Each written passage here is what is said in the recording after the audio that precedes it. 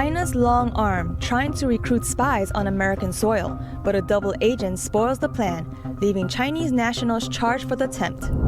A Chinese police station in New York, NTD visits the building undercover. Protest is persisting in China, activists testing out new ways to speak out of view of security cameras.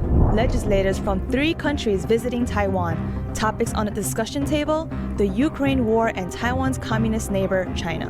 And a closer look at the UK's new Prime Minister. Is he tied to the Chinese communist regime?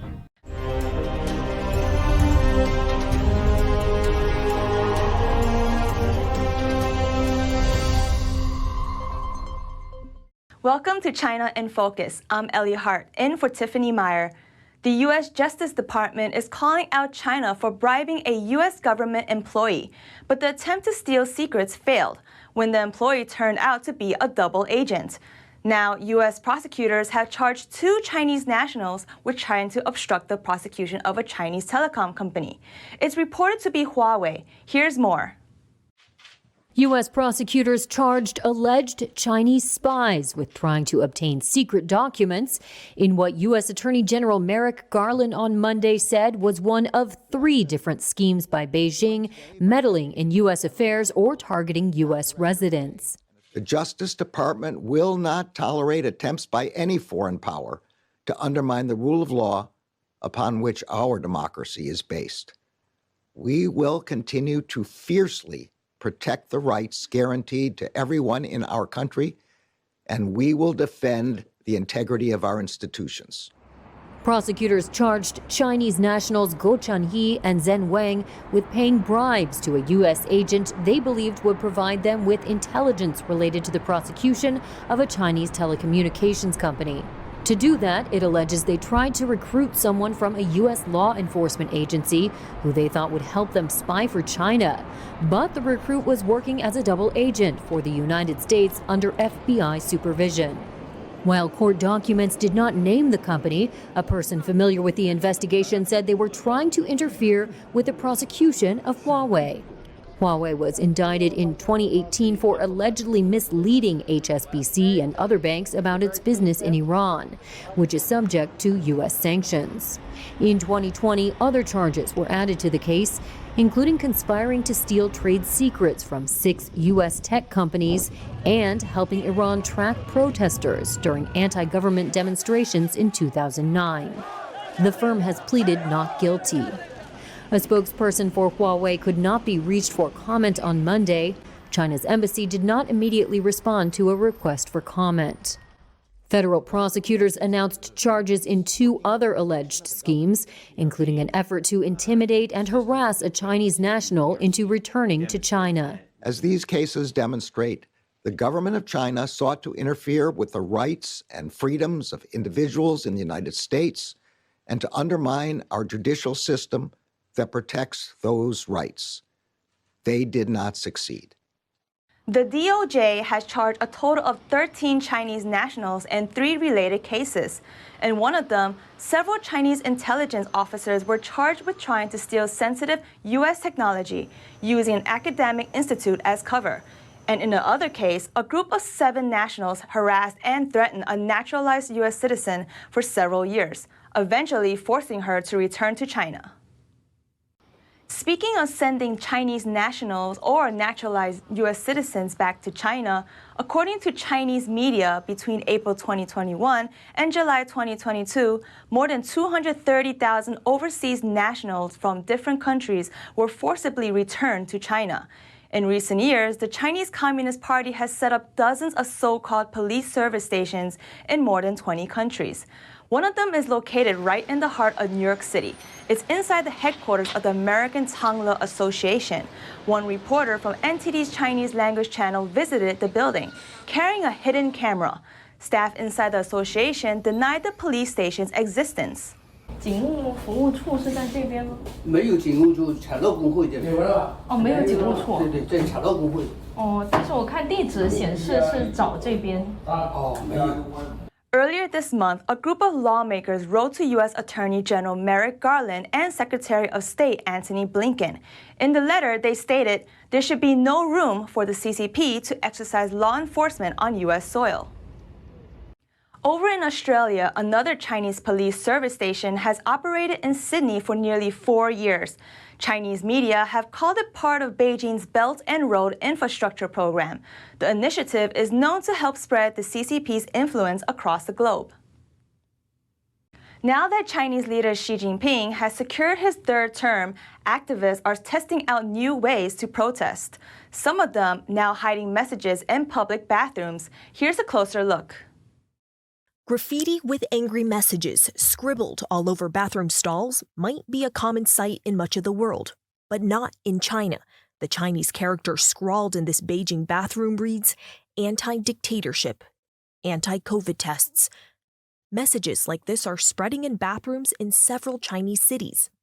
It's because public restrooms are one of the only places in tightly surveilled China without security cameras. This graffiti says, "Remove dictator and national traitor, Xi Jinping," some of them even written in English.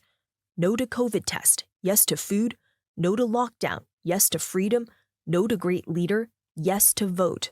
Don't be a slave, be a citizen." Their messages copy the slogans written on 2 banners hung on a busy overpass in Beijing, a rare protest in the capital just days before the start of the Communist Party Congress. The banners cleaned up, then quickly censored from Chinese social media. But it didn't stop people from replicating the act around the world. The same slogans hung on London's Westminster Bridge and draped over the Chinese embassy in London. But inside China, public displays of dissent towards Xi are extremely rare. It can lead to long prison sentences, or even worse.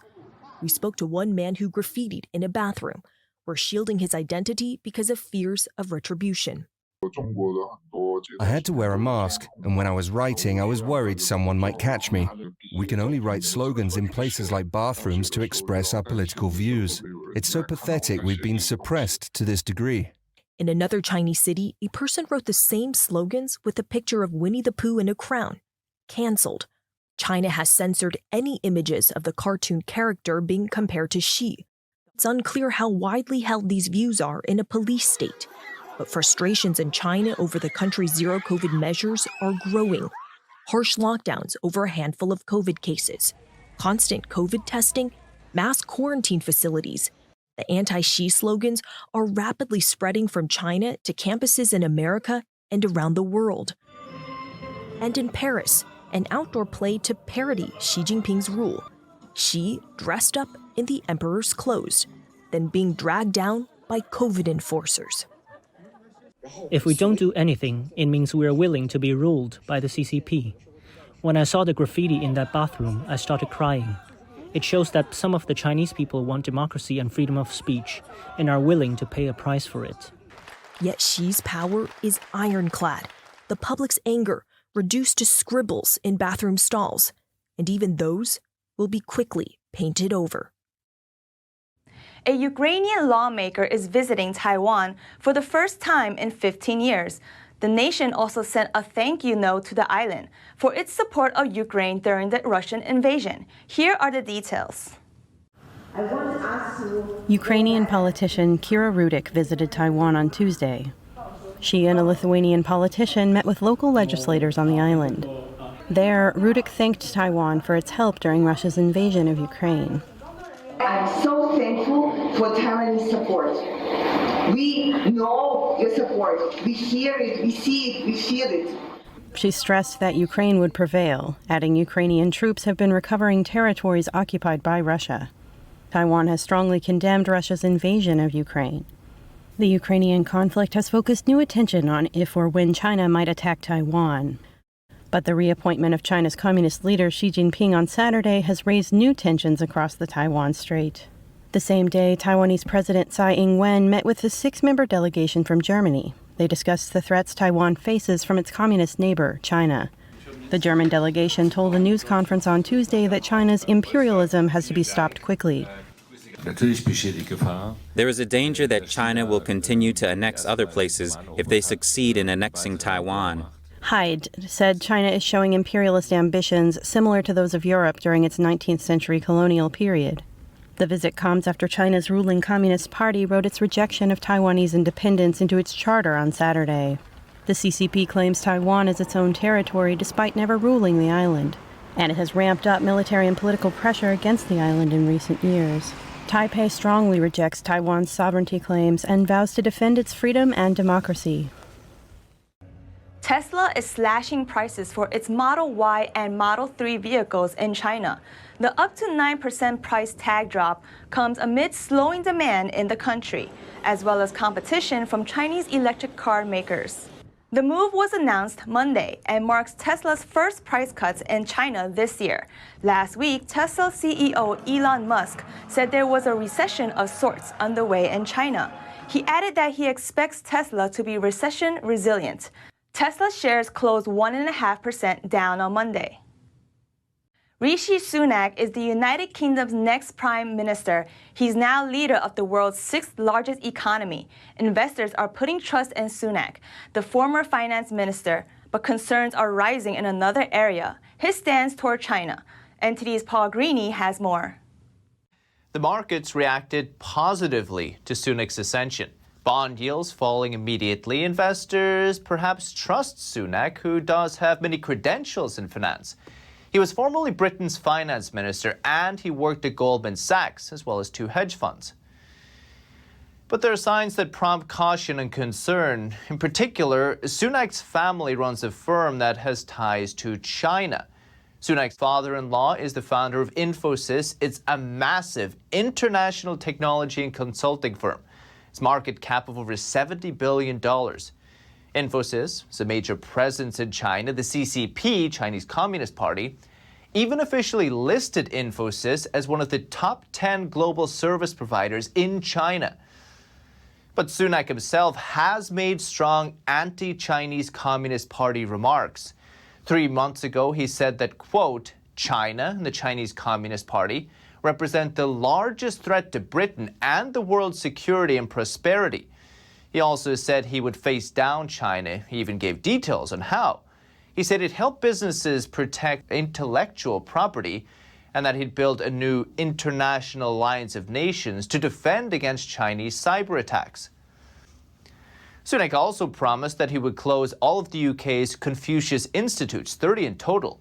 Confucius Institutes are Chinese education programs created by the Chinese Communist Party. In fact, a former CCP official called them a, quote, important part of China's overseas propaganda setup. Sunak referred to them as a form of China's soft power.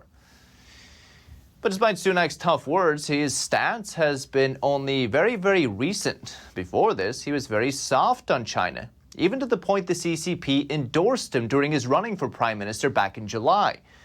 CCP said that while most politicians took a hard stance on China, Sunak was pragmatic.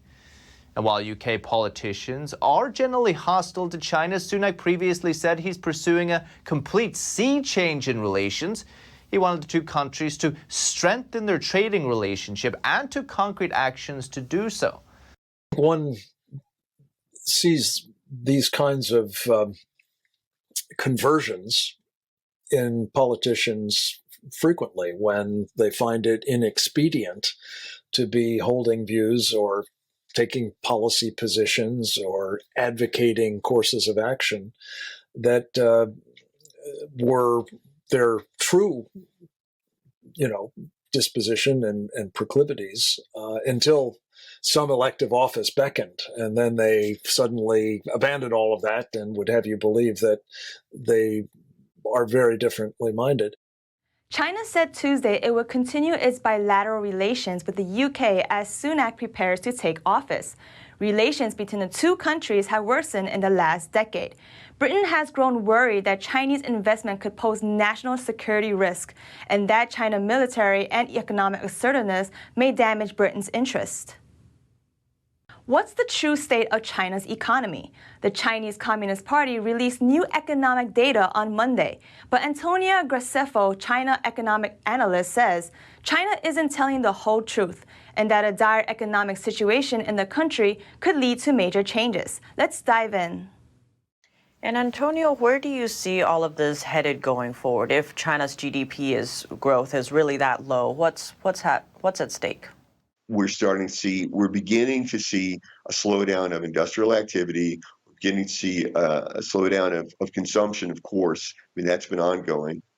For the first time in a while, Brookings issued a paper where they said that China claimed that they had X amount of exports to the United States over the summer, but they've been counting containers, and they said that they have not seen an appreciable increase in the number of containers. And Brookings is claiming there's not enough containers to justify the claims that China made. We failed to see that China is trying to help humanity. She said that again in his speech, this thing about China is there to, save humanity. And, with that is, well, the U.S. is, falsely leading people astray, making them believe China's their enemy when China's actually going to save them. So I think we're going to see a much more aggressive China after the Congress is finished. That's all for today's China in Focus on YouTube. We're now sharing a shortened version of our program here after being demonetized for more than a year. In our second half, China economic analyst Antonio Graceffo gives details on how issues with China's economy will play out, both inside and outside the country. Moving forward, I think you're going to see Europe and the U.S. consistently having China policies and economic policies that are in tune with each other, and it's going to make it so much more powerful. And that's going to be against Russia and China. The full episode is available on our partner platform Epoch TV. To sign up, click the link down below. Thanks for watching China in Focus. I'm Ellie Hart. Enjoy the rest of your week. Shenyun Creations, the streaming platform from Shenyun, featuring world-class dance, past programs, and all original music.